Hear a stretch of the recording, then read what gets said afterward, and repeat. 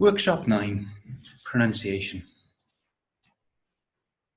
So you're going to start this workshop with a warmer that we call rhyming tennis. And it goes like this. In pairs, one participant says a word and the partner says a word that rhymes with the first word. And then, if correct, they say another word, anything, and the first partner has to say a word that rhymes until somebody can't think of a word. So, for example, boat, coat, seat, meat, road. Stop. A wins a point. Okay, so rhyming tennis. Play that for 10 minutes in pairs, and then go into the session overview, and as usual, explain the aim of this session.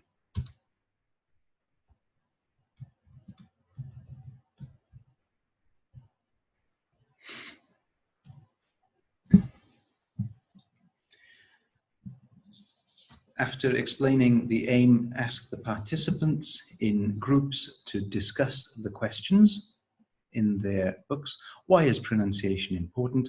How does good pronunciation have to, how good does your pronunciation have to be? And what do you find most difficult about English pronunciation? 10 minutes, and then move on to stage 3. Stage 3, practicing what we call minimal pairs. And so these are pairs of words with one sound which is different. So you can see in the table, sheep, ship. So the different sound is the E as opposed to the I. Sheep, ship. There are more examples there, and so you can see each column is numbered. Sheep column is number 1, ship column is number 2. You, the trainer, should read out some words at random, and the participants shout out the number column they belong to. So if you say bet, they should shout 1. If you say duck, they should shout 2. You say cat, they shout 1, etc., etc. So you're hoping that they are able to distinguish between these minimal pairs. You can then hand over the activity to the participants, so they're in pairs. They practice saying and guessing which column. Next, the participants in pairs, participants in pairs refer to the chart, the phonemic chart here, which uses symbols to show sounds. They refer to the chart and write in the phonemic symbols that represent the sound, the minimal pair. So you'll see in your trainer manual that the answers to this. So 3, the sound is this one here. A circle with a line through it. It's the sound th. And you'll see underneath the symbol the word think. And 3 in that column is opposed with tree. And so quite simply that sound is there. It's just the letter T. So they complete that in their pairs. You can get the pairs to check their answers with other pairs or conduct a very brief feedback. And then quickly get the groups, put them into groups of 4, and ask them to identify sounds which their students find difficult in English. So these are the sounds which typically students here find difficult. And participants should then make their own minimal pair exercise to practice these problematic sounds.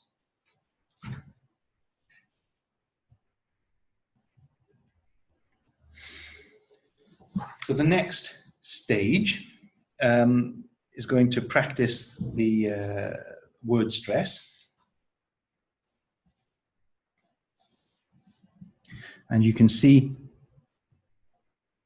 the table. Each column represents a word stress pattern. The dot is a syllable, and the large dot is the stressed syllable. So column A is a 2-syllable word with the stress on the first syllable.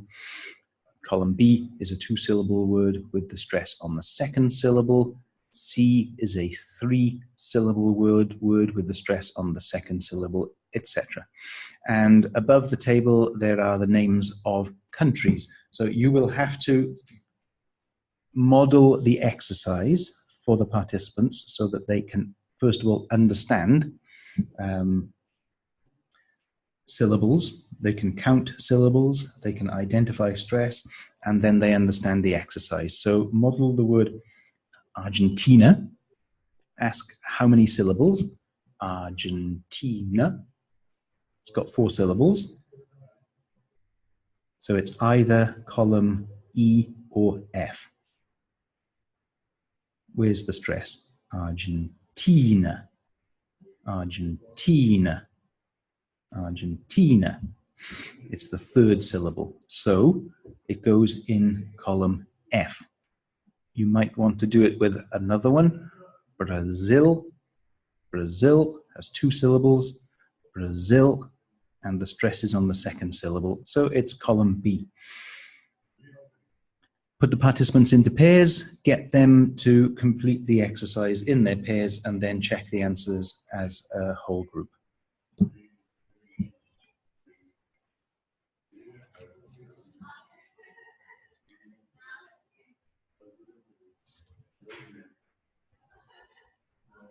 Okay, so stage 5.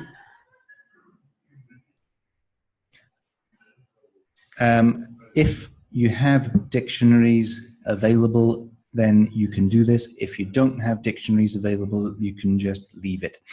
If you have the dictionaries available, then you ask the participants to look up these words: enough, category, increase, increase, and cue. And write the pronunciation in the second column. So using the phonemic script. You have the answers in your trainer book. They mark the stress with a small dash before the stressed syllable. So enough. It's the second syllable which is stressed. And then, again, if you have dictionaries available, then ask the participants to do the same for these subject-specific words: protractor, set square, compass, calculator, etc., etc. If you haven't got dictionaries, just don't do this stage. So the next stage is sentence stress. And you will need to model this very carefully, this first sentence. So we're showing how one sentence, the same sentence, can carry different meaning depending on which word is stressed. And so each of these 5 sentences with the stress in a different place is actually the answer to a different question. So the stress marks a different kind of answer. So, for example, who was teaching science in English yesterday? Mark was teaching science in English yesterday. You're stressing the name Mark because it is the answer to the question who. Who is teaching science in English yesterday? Mark was teaching science in English yesterday. So their task now is to read the sentence, the answer, Mark was teaching science in English yesterday, and think of what question would bring that answer. So because the verb is being stressed, Mark was teaching science in English yesterday, then this is a contradiction of a question, I don't think, or a statement, something like, I don't think Mark was teaching science in English yesterday. No, Mark was teaching science in English. The second one, Mark was teaching science in English yesterday. So it's the verb, the gerund, which is stressed. Therefore, this is in contradiction to something like Mark was experimenting science yesterday. No, Mark was teaching science in English yesterday. So all of these, the stressed word is the opposition to the word which in the preceding sentence. It's quite challenging, so you will probably have to go around helping the pairs to do this exercise.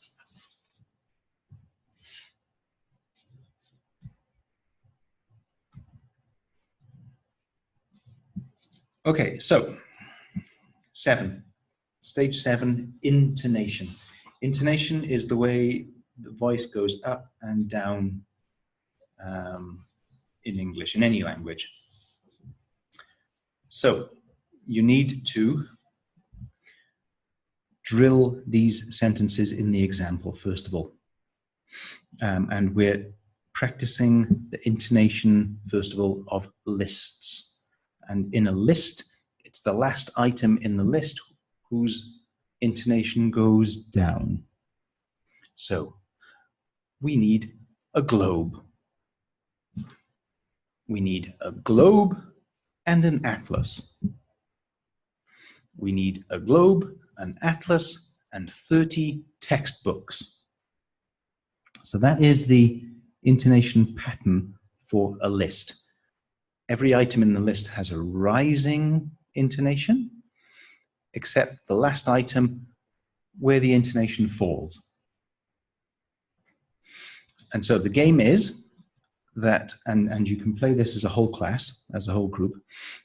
One person starts, it's a memory game. You ask, what do we need for a geography lesson?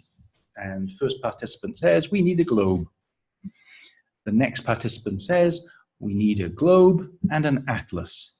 Third participant, we need a globe, an atlas, and 30 textbooks. Fourth participant, we need a globe, an atlas, 30 textbooks, and a whiteboard. And you continue until somebody can't remember all of the items. Now, section B. This is a simple matching, but you will need to model the phrases on the left-hand side. So model it with the correct intonation, and the participants try to identify which intonation pattern it is. So, what's the capital of France?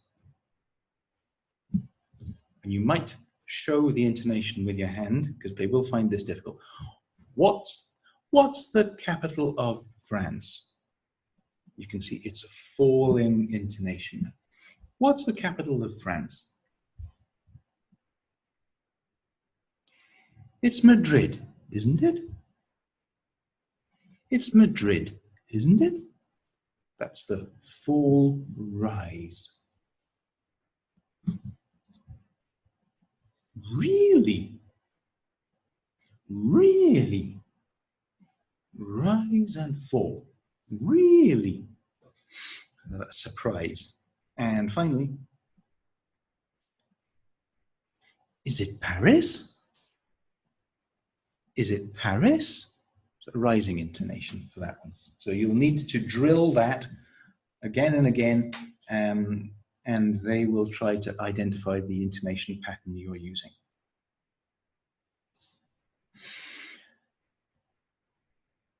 Now then, your participants, you have introduced your participants to the idea of syllables. How many syllables are in a word? Argentina. There are 4 syllables in that word.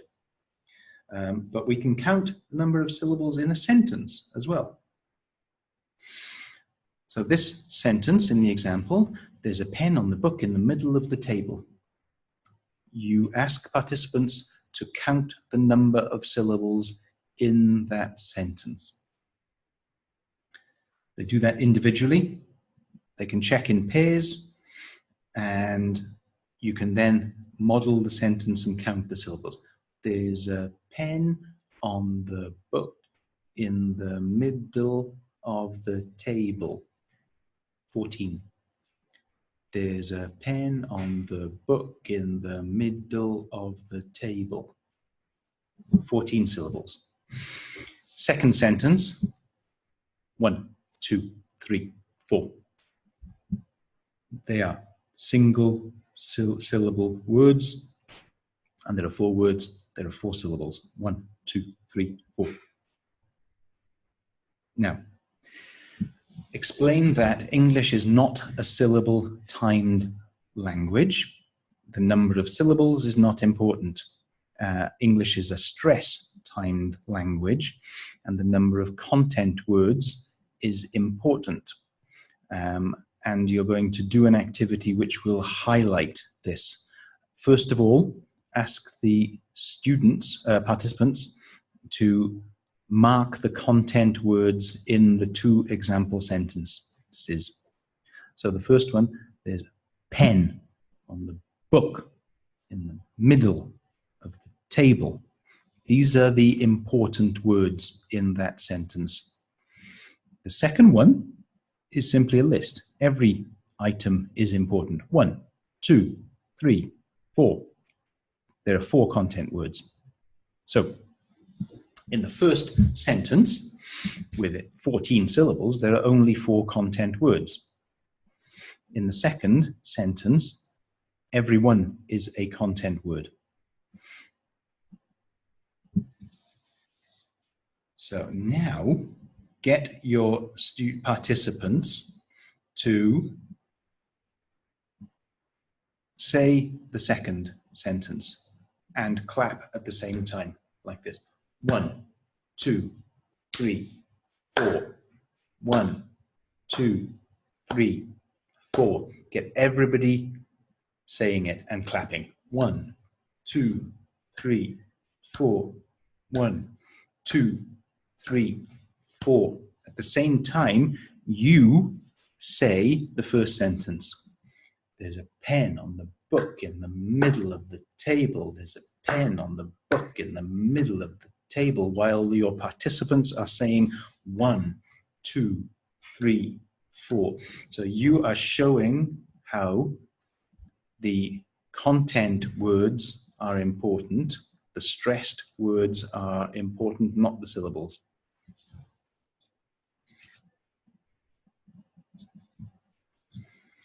Okay, so then you get the participants to repeat the sentence. There's a pen on the book in the middle of the table, doing the correct rhythm.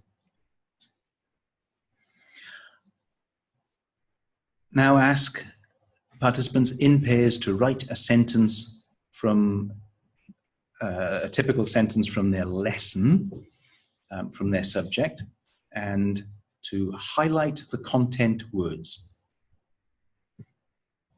And when they've done that, they should practice saying the sentence. So if it's a computer teacher, maybe the sentence is, click on the icon on the left of the screen. Click on the icon on the left of the screen. The content words are the ones which carry all of the meaning. You can understand the sentence, you can understand what the person wants to say with only the content words. Click, icon, left, screen. So you can drop the prepositions, the articles, and you can still understand the sentence. So the content words are the ones which carry all of the meaning, and they are the important ones, which is why sometimes English is difficult to understand, because we do not stress the non-content words. Okay, so participants write their own sentence, they mark the content words, they practice saying the sentence. And that is the end of the session, except for the traditional reflection and review. Ask your participants to record any useful vocabulary or phrases in their notebook